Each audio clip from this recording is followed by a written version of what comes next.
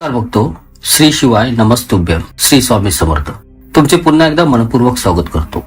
होळी सणाचे नाव काढताच एक सुंदर अशी रंगीबेरंगांची दुनिया डोळ्यांसमोर येऊ लागते. होळी सर्वात सुंदर सण आहे, कारण की या सणामध्ये लोक आपापसातले सर्व मतभेद वादविवादांना विसरून मोकळेपणाने मौजमजेची मस्ती करतात आणि भरपूर उत्साहासोबत हा सण साजरा करतात.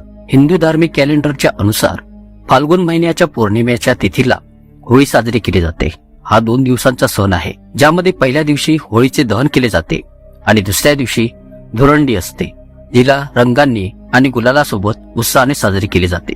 होळीच्या पावन दिवशी रात्रीच्या वेळी एक पवित्र अग्नी प्रज्वलित केली जाते आणि याची पूजा केली जाते. मानले जाते की होळीच्या दहनाचे हे पावन पर्व असत्यावर सत्याचा विजय प्राप्तीच्या हेतूने साजरे केले जाते. होळीच्या पवित्र अग्नीमध्ये आपल्या मनातील सर्व वाईट विकार आणि विचारांना भस्म केले जाते आणि दुसऱ्या दिवशी एकमेकांना रंग लावून नवीन उत्साहासोबत एका नवीन पर्वाची सुरुवात केली जाते. शास्त्रांच्या अनुसार होळी साजरी केल्यानंतरच सर्व शुभ कार्यांची सुरुवात केली जाते. शास्त्रीय पुराणांनुसार होळीच्या संबंधित काही कथा वर्णन केल्या गेलेल्या आहेत, ज्यापैकी भक्त प्रल्हादाशी संबंधित असलेली कथा खास व विशेष रूपाने प्रसिद्ध मानली गेलेली आहे. या कथेच्या अनुसार हिरण्यकश्यप नावाच्या असुर राजाचा पुत्र भक्त प्रल्हाद हा श्रीहरी विष्णूंचा परम भक्त होता. राजा हिरण्यकश्यपला ही गोष्ट पसंत नव्हती आणि त्यामुळे भक्त प्रल्हादाला श्रीहरी विष्णूंच्या भक्तीपासून विमुख करण्यासाठी राजा हिरण्यकश्यपने आपली बहीण होलिकाची मदत घेण्याचा विचार केला, कारण की होलिकाला हे वरदान प्राप्त होते की अग्नी तिला जळवू शकत नाही. त्यामुळे राजा हिरण्यकश्यपाच्या आदेशानुसार होलिका भक्त प्रल्हादाला आपल्या कुशीत घेऊन जळत असलेल्या अग्नीच्या ज्वालेत जाऊन बसली. परंतु श्रीहरी विष्णूंच्या आशीर्वादाने भक्त प्रल्हादाला तर काहीच होत नाही, पण होलिका मात्र जळून राख होऊन जाते. तसेच भक्तो, लहान मुलांना त्रास देणारी व श्रीहरी विष्णू अवतार श्रीकृष्णांचा वध करण्यासाठी आलेली भूतनासारख्या राक्षसीचाही अग्नीमध्ये दहन केल्याच्या कित्येक कथा प्रचलित आहेत. अर्थात भक्तो, मूळ रूपाने पाहाल तर वाईटावर सत्याचा चांगल्याचाच विजय हीच या सणाची व्याख्या आणि त्यामागील संदेश आहे. फक्त होळीच्या दहना दिवशी एरंडेल रोपाच्या काठ्यांना होळीच्या दहनाच्या स्थानी काढतात आणि लाकडे, गायीच्या गोबऱ्याच्या शेणी, गवत इत्यादींचा ढीग बनवून त्यांस पेटविले जाते. लोक या अग्नीच्या चारही बाजूंनी गोल प्रदक्षिणा घालतात आणि पूजा करतात. अग्नीमध्ये अन्य पूजन सामग्रीसोबत विशेष रूपाने नारळाचा वापर केला जातो. हळद, कुंकू आणि अक्षतांनी होळीची पूजा केली जाते. होळीच्या चारही बाजूंना सुंदर रंगीबिरंगी रांगोळी काढली जाते. भोग प्रसादामध्ये खास करून विशेष रूपाने पुरणाची पोळी नैवेद्य रूपात दाखवली जाते.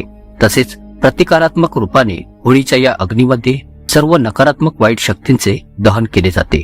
भक्तो, आपल्या शास्त्रांमध्ये होळीच्या दहना दिवशी काही कार्यांना करण्यास कडक निर्बंध असून त्यांना वर्जित मानले गेलेले आहे.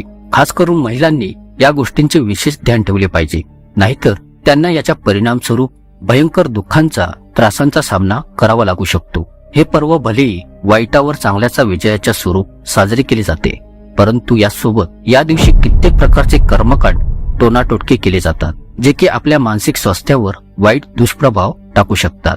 बरीचशी लोक या गोष्टींवर विश्वास करत नाहीत, परंतु बघतो, मी आपणास सांगू इच्छितो की हे ज्या लोकांसोबत घडून आलेले आहे, फक्त त्यांनाच या गोष्टींचा थरारक अनुभव आलेला आहे.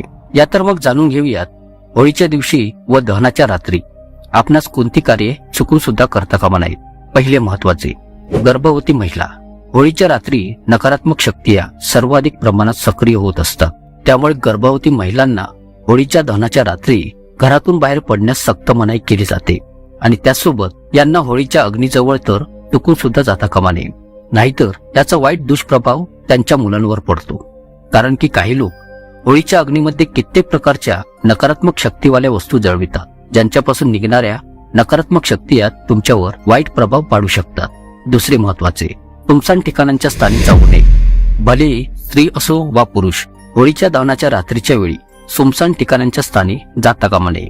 अशा ठिकाणांच्या स्थानी कर्मकांड, टोने टोटके केले जातात, ज्यांच्यावर चुकून जरी पाय पडतो तर या नकारात्मक शक्ती या तुमच्यावर प्रभावित होऊ शकतात आणि तुमच्या हसत्या खेळत्या मानसिक स्वास्थ्याला खराब करू शकतात. तिसरे महत्वाचे, शारीरिक संबंध.